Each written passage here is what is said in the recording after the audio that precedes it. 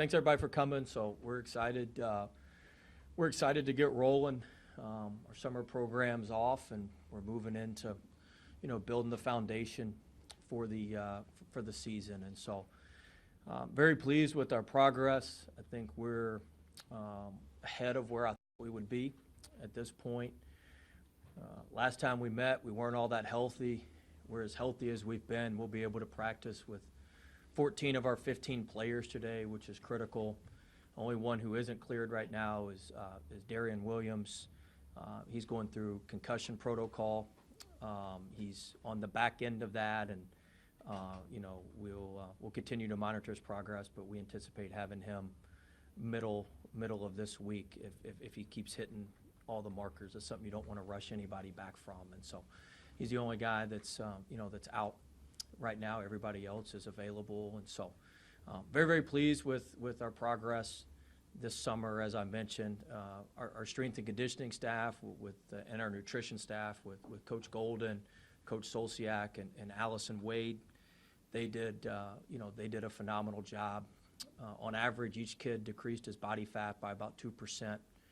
We increased our lean muscle mass about 7%.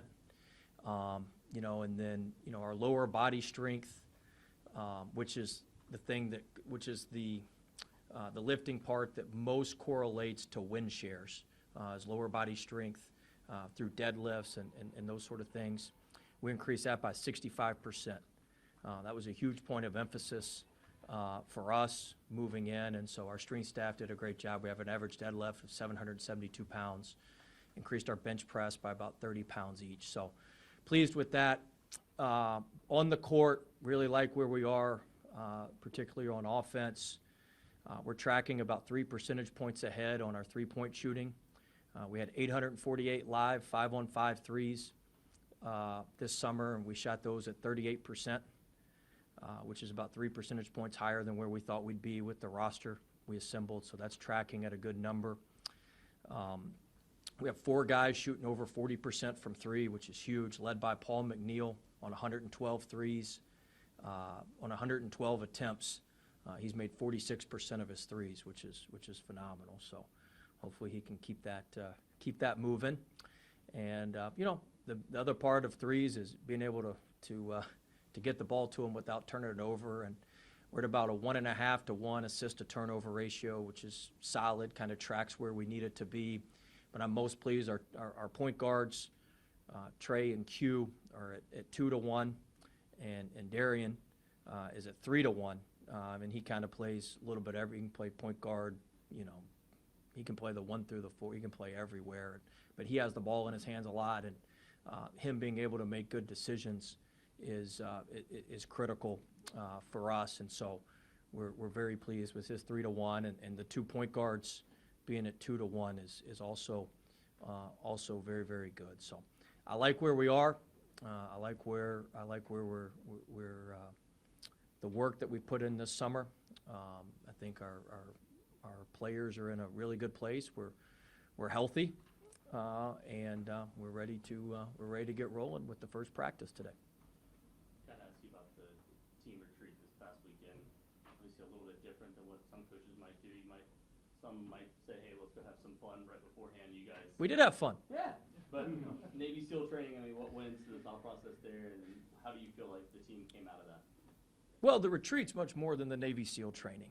So the Navy SEAL training is on, we got there Friday, no cell phone reception, except you got Wi-Fi in the camp mess hall. But outside of that, no cell phone reception at the cabins or anything. So the bigger part is our guys staying together, our staff staying together.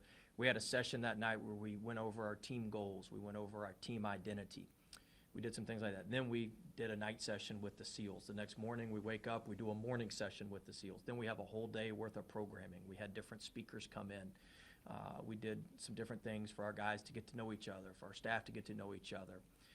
So we did all that during the day on Saturday. Then at night, we divided up into teams, and we did like a hostage kind of mission where you all had to work together for about 2 hours. So, and then Sunday we did another morning session with the SEALs, and then we closed out our programming. So it's more than just the it's more, I mean, the SEAL stuff is a part of it, but it all works together. That's not the only part of it, and just like the classroom part's not the only part of it. And so all of that works together. But, you know, I learned that our team, I knew that, but our team's got really, really good fiber. It was a great retreat. I mean, it was emotional. We had guys up there crying, talking about things. I mean, so it was really, really, really, really good for our group. And I've been doing retreat a long time, and I have one staff member that's been with me on almost all of them, and he came to me afterwards and he said, "What'd you think?" I was like, "I think it went very well." He said, "It's the best one we've had." I said, "Well, I agree. I just didn't want to say that."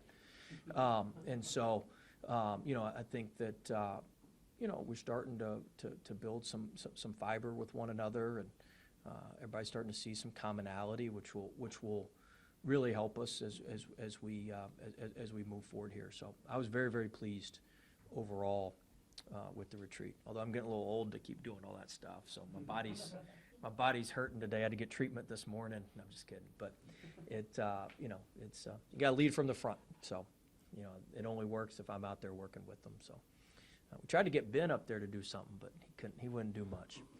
How did Darian end up in the concussion protocol? He got hit in practice with he fell down on an elbow, and so that happened early the previous week in practice. So you know, you've got to clear the testing, and then you have a 5-day return to play, and he's in, I think, day 3 or 4 of the return to play. So he'll be back midweek, barring nothing else happening. You mentioned his ability to play different positions and do different things. What is his primary role, do you see? And how important is it to be able to bring in a guy of that stature for future recruiting and just, you know? I mean, it's good to bring in a guy of that stature because he's a damn good player. I mean, that's the most important part. And so, look, he's somebody that can play everywhere. I mean, look, when the ball's in his hands, good things are going to happen. He can either make a shot, he can either make a pass and find the open guy. Like, good stuff happens when he has the ball. Just like is when Trey has the ball and when Q has the ball, like, good stuff happens. But Darian has incredible feel, and he's somebody that, I mean, we have him bring the ball up the court.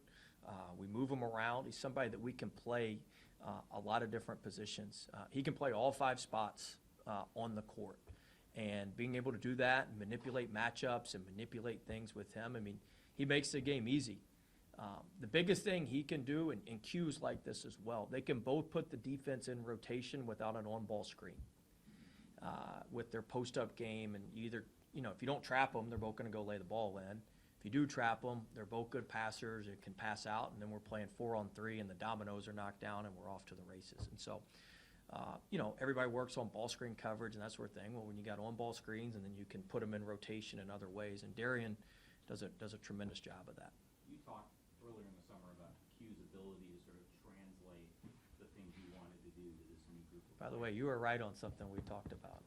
I'm curious what you did. You're not always right, but you were right on something. You were right on something we spoke about. I remember what you were talking to me about, but All right, no problem. Sorry. But having Q, you talked having Q sort of a translator in some ways, a guide. Has he filled that role the way you hoped? more than I hoped. Quadir's been incredible. You know, the biggest thing he does is he gives everybody confidence. When he's out there, now he's talking a lot, but, I mean, he gives guys, I told the media staff, we can't do the mic'd up with him or they're going to run out of bandwidth on whatever they're storing it on. But, you know, he gives guys confidence when he's playing with them, and he understands what we're doing. He did a great job leading on the retreat. You know, he knew the SEALs. We used the same guys for years. Like, he knew those guys. He does a great job leading, and he, you know, I have to be careful because he prepares the guys. Sometimes, you know, they zig, I like to zag. So he kind of keeps me on my toes having him around because I can't use some of the same tricks all the time. But he's grown so much. You know, this time last year, you know, he was hardly even he wasn't even in the rotation at McNeel. And now he's firmly in our rotation and going to play a major role and have a lot of responsibility for our team and our program. And that just is his continual growth, and couldn't be more proud of him and more pleased in what he's done. At Syracuse, especially in some of these games against triangle teams or big games, he had an ability to sort of Do you encourage that, or, I mean, can you use that as a weapon, or do you have to reel him in a little bit sometimes? Well, you'd rather tell somebody whoa than go. I'd rather back somebody up than try to get them going, right? So, I mean, certainly there's a fine line. You know, I look at it like it's a volcano. It builds up. You just can't have it overflow. You can't have it explode, right? So, you know, we want to encourage him to be himself, and we don't want to take him away from being himself. But certainly sometimes, you know, guys being themselves, not just Q, but anybody, that can cross a little bit of a line, and we don't want him to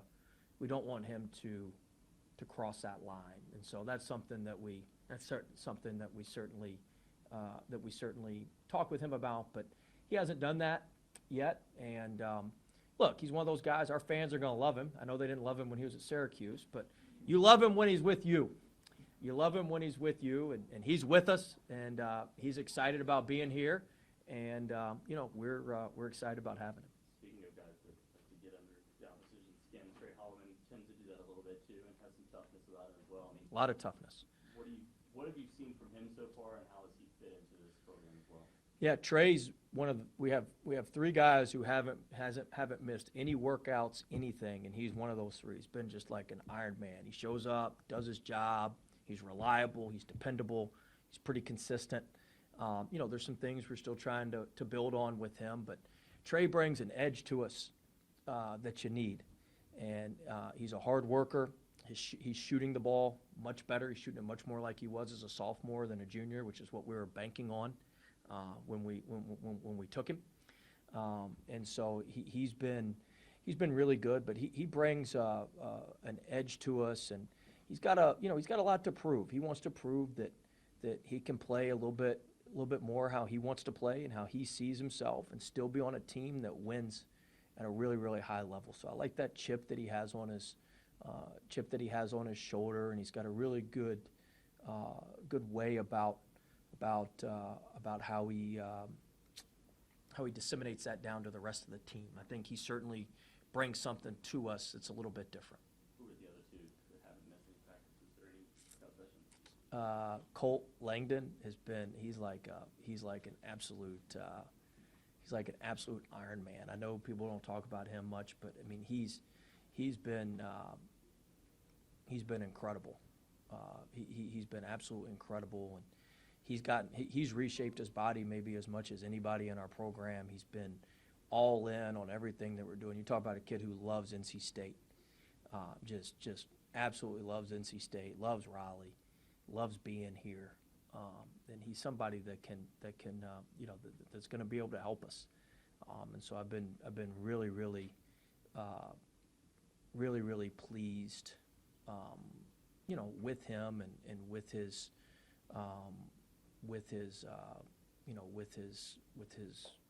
work ethic. You mentioned Paul and his shooting. What's it been like seeing his development over the summer?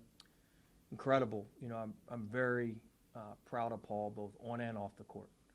I think Paul's shown a ton of growth on the court and off the court. One thing that's unique about Paul that's really a great skill is a lot of your best shooters you have to run offense for. You got to run veer screens. You got to run a bunch of sets. Paul gets a lot of his shots just in the flow of the game, and they're very, very good shots.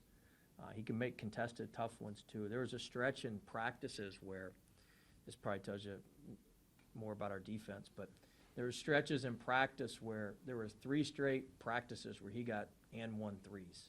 He got fouled on 3s, and so he's really matured, you know, off the court. I think he learned a lot from his freshman year, and credit to him for taking the right lessons from his freshman year and understanding, you know, what college basketball is about.